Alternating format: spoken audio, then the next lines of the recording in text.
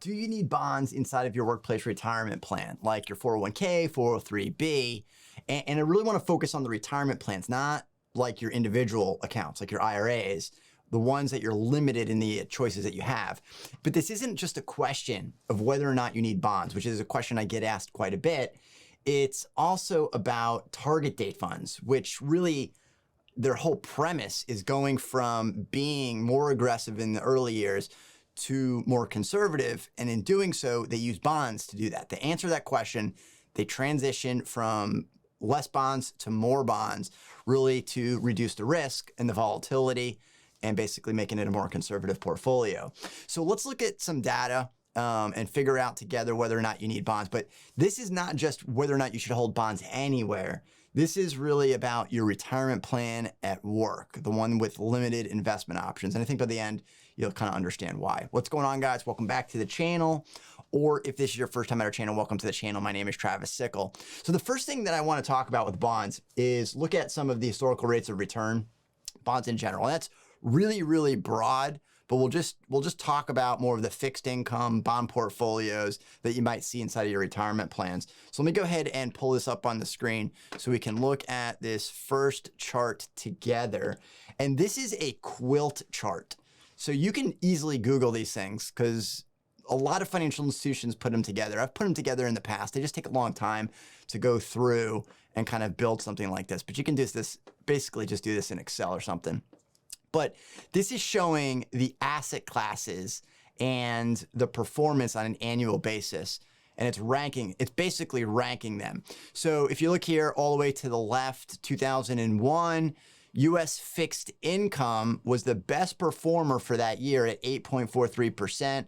And the worst performer was developing ex-US equities. Second to worst was large cap equities, or also known as the S&P 500, most of the time. Now, these types of quilt charts also have legends.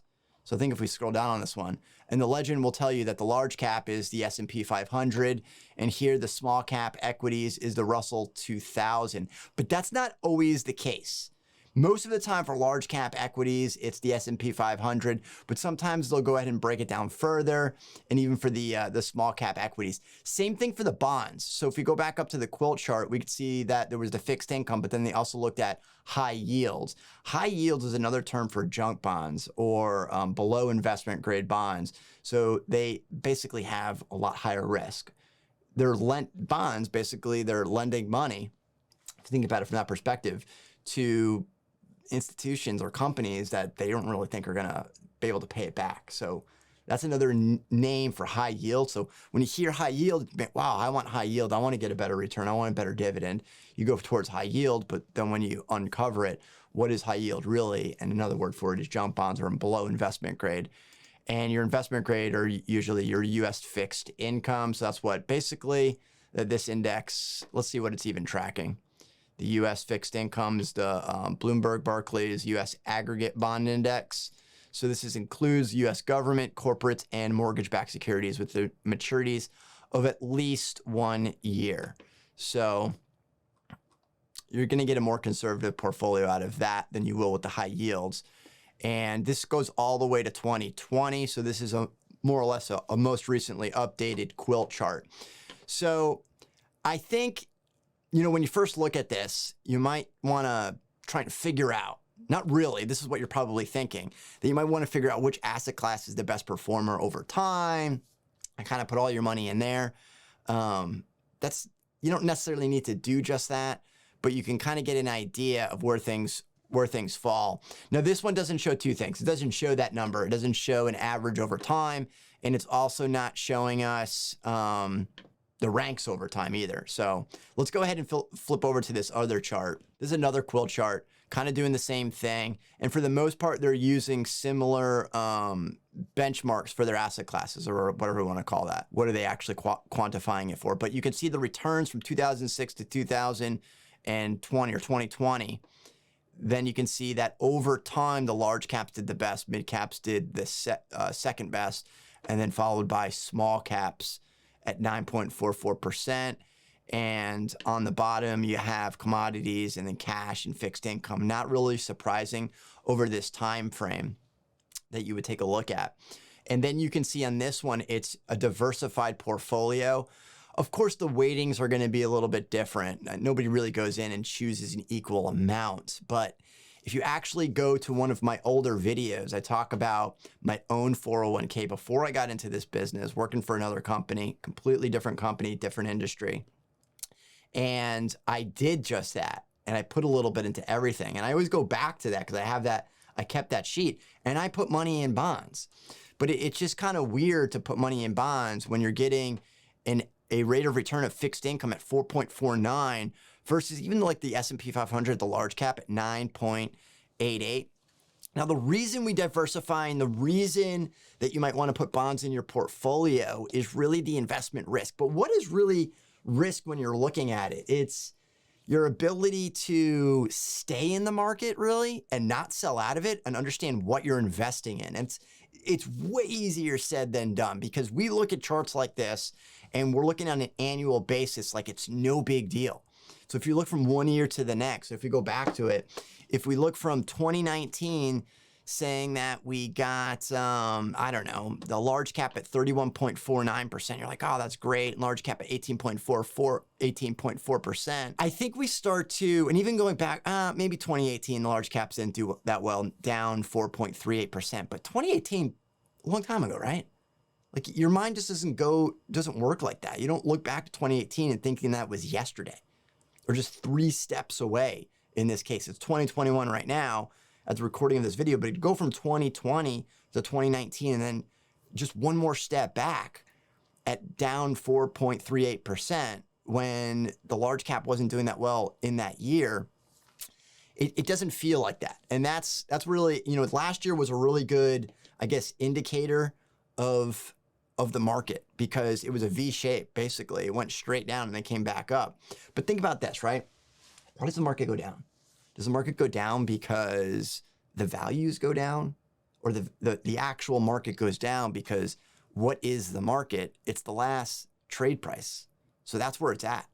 So when they're adding up the S&P 500 of all of those companies, all those prices, every single one of them is what's traded last. So that means when there's negative news like there was last year and things start to go down, people are not only taking that emotion, that freak out, right? And they're going into the market and they're selling their stuff. They're saying, I am too scared to be in this market.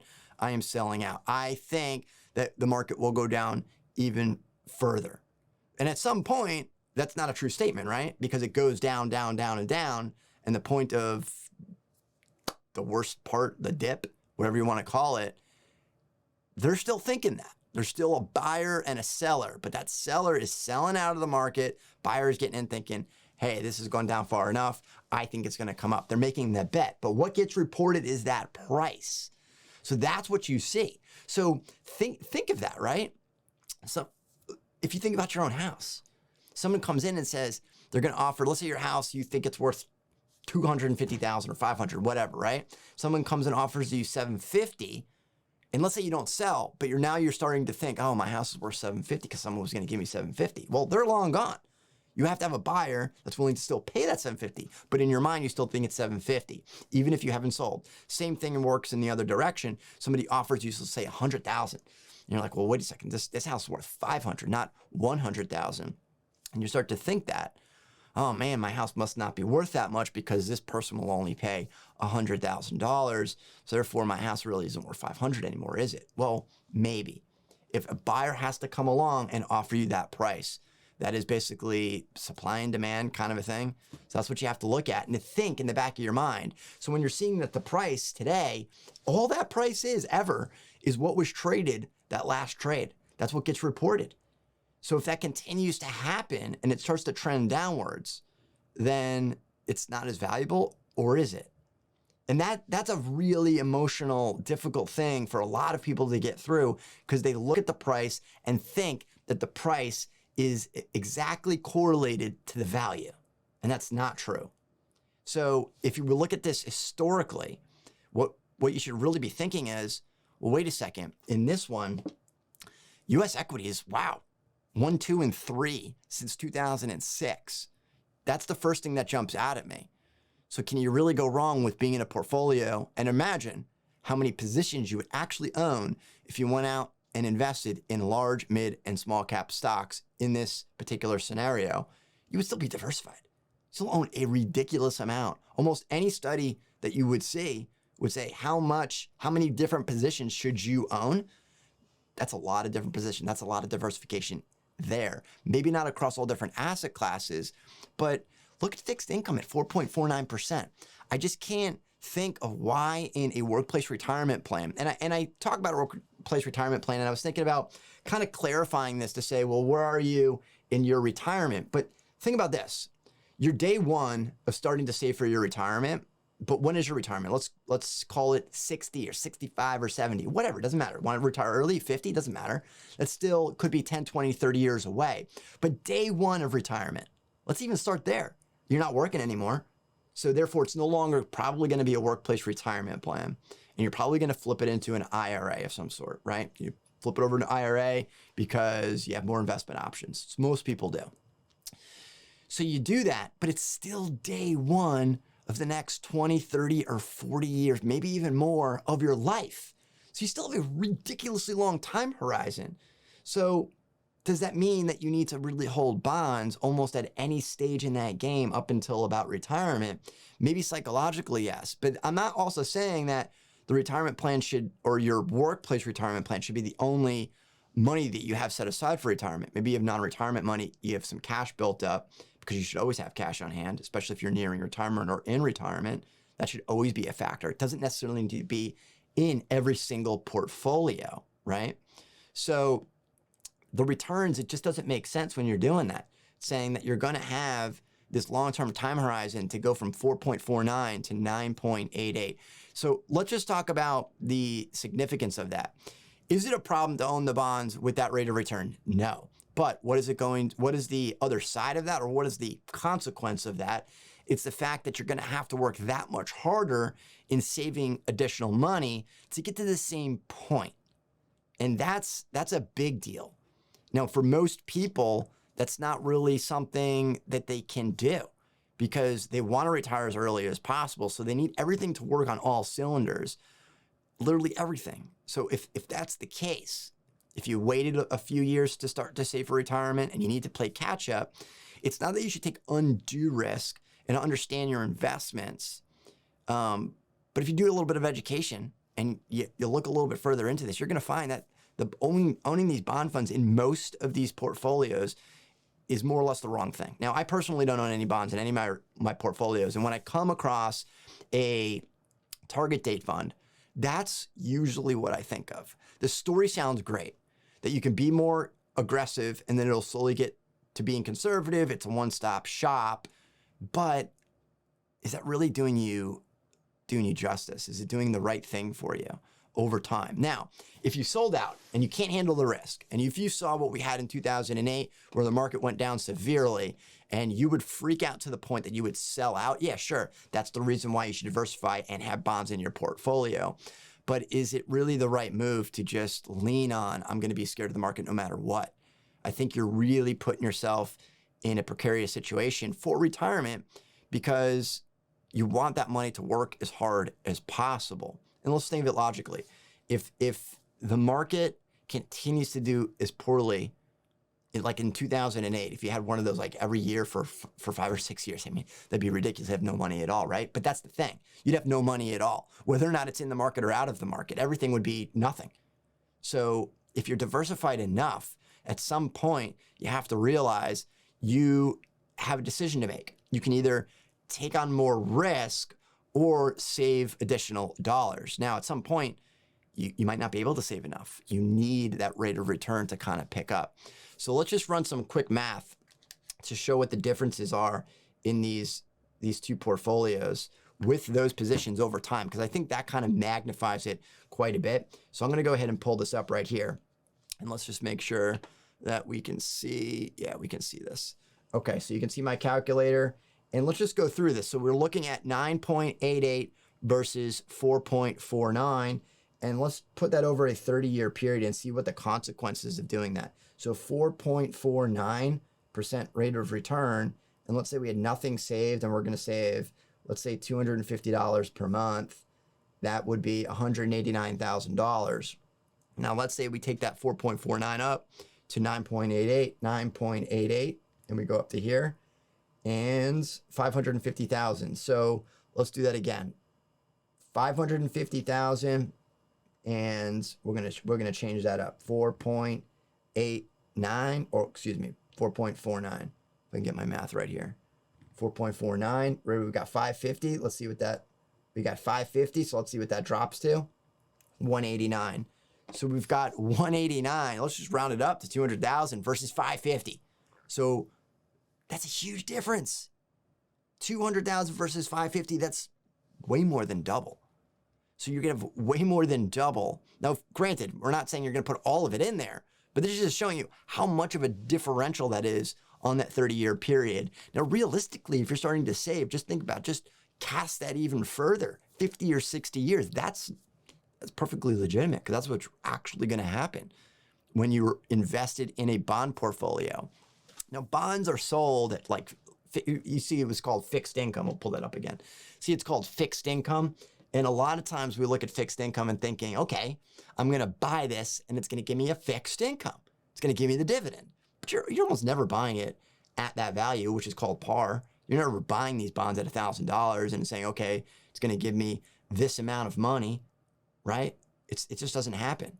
You're owning a bond fund, which in my opinion takes a lot of the characteristics of an equity anyways, because those bond managers are buying and selling inside of them, inside of those funds. It just has a different characteristic to it. So you're going to have more volatility when you're opening up your portfolio and looking at that. Now, it's still, even with that being said, it's still going to drive down some of this risk, but it doesn't mean you should have it in there. Let's go ahead and take a look at these freedom funds too. I'm going to pull these up on the screen. These freedom funds by Fidelity that are pretty shocking to me. I call them shocking because look at this. So I found this calculator on their website for these Fidelity Freedom Funds. And you see these on a lot of retirement plans. But let's say we look at 20 years. I want to retire in 20 years. So they're going to recommend the Fidelity Freedom Fund 2040. So they're always by age, and the year, or the age. The year is the target retirement date. So this is what it's choosing. And it's saying that if we're going to retire, we want 10% in bonds. But it almost always starts with 10% in bonds. And you can see as we slowly get towards retirement, see that the portfolio changes and it slowly allocates more towards the bond portfolio. And in theory, it sounds like a good move. But again, why would you need bonds? So day one of your retirement, you have 40% in bonds, but your retirement's going to last 20, 30, or 40 plus years. And you want that money to work as hard as possible. Now, this isn't every single dollar that you should have or your income. I mean, part of it's going to be Social Security. Maybe you have an income stream from a rental property. Maybe you have a business that you're still running in retirement and you're getting income off of that. Everyone's a little different in terms of that. But I'm just kind of focused on the workplace retirement plan because you still have day one of retirement. You still have 30 years and you're just watching this get closer and closer to retirement. And those bonds just go up every single time. And that just, it's painful for me to think that you're invested in bonds from the sheer fact that you're just fearful of the market and you can't bring yourself to, I guess, just invest in bonds. And I just don't think you should with that premise to get the diversification. When you open up and say, hey, you open up your portfolio and say, this is my rate of return. Am I going to sell out of it? Because here's the other things, the other unintended consequences that I see a lot of, or I see a lot of questions out there, questions that get asked directly to me and on forums, even on the YouTube channel, that people are asking about how to diversify or invest their retirement funds. And it's challenging because if we look at these, going back to these quilt charts, and we're saying, okay, well, what do you compare your portfolio when you look at it? You're comparing it to the S&P 500. So in every year that your portfolio isn't, where the S&P 500 isn't really the top, the large cap equities up here, if it's not up here, then you're thinking your portfolio did well. because it's likely, like for example, in 2012, large cap was right in the middle at 16%. But let's say you had some in small caps, emerging markets, and real estate, and is developing ex-US equities. Then you would think that your portfolio is like magic, that it's doing better, that it's built better somehow. But it's not necessarily built better, just in a different asset class. And in this particular year, large cap equity did 16%. But historically speaking, that's a pretty good rate of return. Because if we look at the S&P 500 over longer time frames, and if you've watched this channel before, I've shown you this, and we can zoom all the way in. So if you're probably watching it on a phone or something, you can actually see this stuff. But from 1926 to 2010, 10.3%. So we have this idea that the S&P 500 does about 8 to 10%. And I just threw that number out there because depending on what time frame, we can look at all these different rates of return. And these are point to point, annual compound rates of return. And this whole line is from whatever point to 2020. So from 1937 to 2020, 10.6%. So as we get closer to today, we can see that the numbers sometimes are actually a little bit more volatile. So you can see it right here, 18.4. That's what it did in 2020. So from 2020 to 2020, 18.4, 24.8%. You can see it's more volatile as we're going through here. We go from 12.9% to 24.8. That's a big range right there. I don't think we have anything below that. 12.9 in these years. In 2008, 9.8. Remember, this is, again, point to point. So you're looking at 2008. Wait, 2008 was a bad year. It was. But if you stuck it out from 2008 until 2020, that's a 9.8%. That's not bad. Even 2007, 9.5. 2006, 9.9. Over time, they start to smooth out. And you can see there's less volatility as we're moving to the left because all these points are going back to 2020. So they're a lot smoother than they are when you only have about 5 or 10 years in there. But that's what you're looking at over time of investing in the S&P 500, which I think the stat or something like that is like 80% of the market capitalization in our country is from large cap, or the S&P is captured by the S&P 500. It's something in that neighborhood. So should you own bonds? It's a real hard pill to swallow. Now, this is completely different than, say, your IRA. And the reason I say that is because you can go out and invest in individual bonds. Like I mentioned before, they're just completely different. And if you're going to go into a bond, and it's just like anything, like real estate or buying a car, there's just so many options out there. And it's like, should you buy a car? Yeah, what kind of car? A new car, a used car? Should you buy a house? Sure, but which house are you going to actually buy? You go out and look at a ton of houses, and then you settle and choose on one, right? You choose a particular house because it's the right square footage, it's the right location, it's the right price, or the right financing. There's so much that goes into it. So to say any of these as blanket statements, like I'm saying, even with bonds in your portfolio, and I'm trying to narrow it down as much as possible, you still have to look at your individual situation, what makes the most sense for you.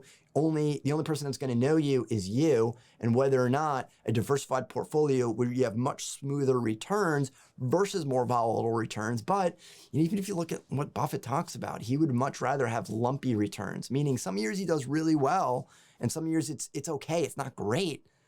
But those good years, those high years, more than make up for the mediocre years. And yes, we want to make money in the market all the time, but it's just not realistic.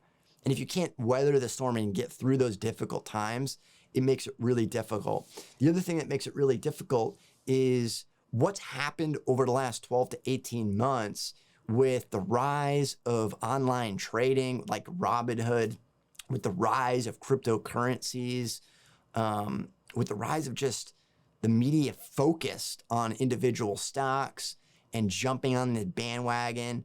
It makes it really challenging to kind of block out some of that noise. And some people, I wouldn't be surprised if I got a handful of bots on this channel started posting things about cryptocurrencies, because it happens on the channel all the time. And then people get caught up in it. I'm not saying whether or not you should be in any of this other stuff, but if you're just looking at investing in general, bonds or anything else, they're not much different. You have to educate yourself on what you're investing in, believe in it, understand what you're investing in, because it's not about just the price, it's about the value.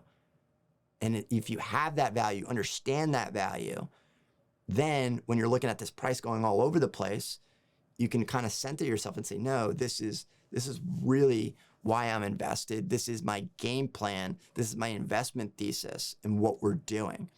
So these are completely different when you're invested in individual bonds or individual stocks versus investing in equities or a bond mutual fund or ETF or diversified portfolio. Does a diversified portfolio work? Yes, but you want to look at that risk and reward relationship. And I really believe the more you educate yourself and the more that you improve your financial situation, because everything, improving anything in your financial life will reflect back on how you look at your retirement portfolio. And I don't think I can stress this enough. From my experience, those who are on track or get on track and make the concerted effort to improve their entire financial life usually do better with their workplace retirement plans too. And the reason being, I believe, is because they don't get emotionally swayed by the volatility. And it doesn't matter how smart you are or how much time you spend in the market, but it is important to improve your financial life so you don't feel like this is your whole life depends on that retirement plan or this workplace retirement plan. If you have more of a cash reserve built up, you're gonna remind yourself of that. You're gonna look at it and say, okay, I have the cash built up. This is why we did this. This is why we're paying down our debt, because if the market's going down. I mean, I just read an article this morning, a post. Somebody was asking, should I take this money and pay down this debt, or should I just invest it? Well, if you invest it, it might mathematically make more sense. Same thing with the bond, right? It might ease your emotions, but kind of artificially, because that emotional component becomes real when you take action on it. So if you're not emotionally strong, by reducing some of that debt will put you in a better frame of mind. So when that portfolio goes down and you still have this debt, then you're going to be financially stronger if you have that cash reserve. So let me say that again and make sure that we're completely clear on this. I'm not telling you that you should take out loans and go invest it versus paying off the debt. What I am saying is by having that debt over here, that will affect your retirement plan, because you want to make sure that you can always pay off the debt. And if you can't, that's going to be, it's a hard pill to swallow. You're seeing everything, the whole world is crumbling, your expenses staying here, maybe even rising because of inflation, and then the portfolio starts to go down and you kind of freak out. You want to sell because you don't want to lose it all. But the reality is you're not going to lose it all. I mean, that's your retirement plan. Now, I'm saying that because they're highly unlikely to have all of your retirement in individual stocks. So you're in a diversified portfolio to some degree. So that's why I would say that. So again, not everybody is in every one of these scenarios, situations. You have to look at your particular situation. And there are certain instances where bonds do make sense, especially if someone's not going to listen at all. They're saying, you know what, I'm just not going to listen. I don't care. I don't want to see my portfolio go down. I want to be in fixed income because somebody told me I should be in fixed income. But the data says otherwise. The data says that over time, the market goes up. Over time, again, historical numbers, not an indicator of future returns, but that's what we go on with almost everything. You have to look at some performance. You have to look at some sort of a track record. So I just wanted, these quill charts kind of help bring it back down to reality. Even these rates of returns that we've experienced recently that are extremely high rates of return, I think we do forget. I think that we forget that not every year is going to be rosy. We're not always going to get these high rates of return. And if you think that right now, just look to last year. The first half of last year was terrible, and the second half of last year was fantastic. But then when we take a look at this, we look at the rate of return on this quill chart at 18.4%, and say, yeah, 18.4%. Wow, what a great year it was in 2020 for the stock market. But when you're in the moment, when you're in the heat of it, it doesn't feel like that. You feel like it's getting pulled all over the place. And the reason it went up so much is because it also went down. So there was a sell-off, right? So, I mean, you just have to think of those things. It plays it has a huge psychological impact that when some people get out and then they all pile right back in and it pushes those prices up, it's not in tandem, because you're not having the exact same amount come in as you would going out, or going out as you would going in. So you have to look at it all. That's why I don't like to play the short-term game on the 1, 2, or 3 years. It's just not the smart thing to do over the long haul. And almost every good investor who's done well over the years will tell you the same thing, that you just can't get in and get out. And I know that there's 1,000 people out there who are willing and ready to make comments that, no, you can get in and get out, you can time the market, technical analysts, it makes a ton of sense. You just don't see it. You don't see really, really rich people who are getting in and getting out of stocks each and every day. You just don't see it. You see the couple of people online talking about it, and you don't even know if they're really telling you the truth. On all these pundits that are doing it, is that the way that they're actually making their money? It's highly unlikely.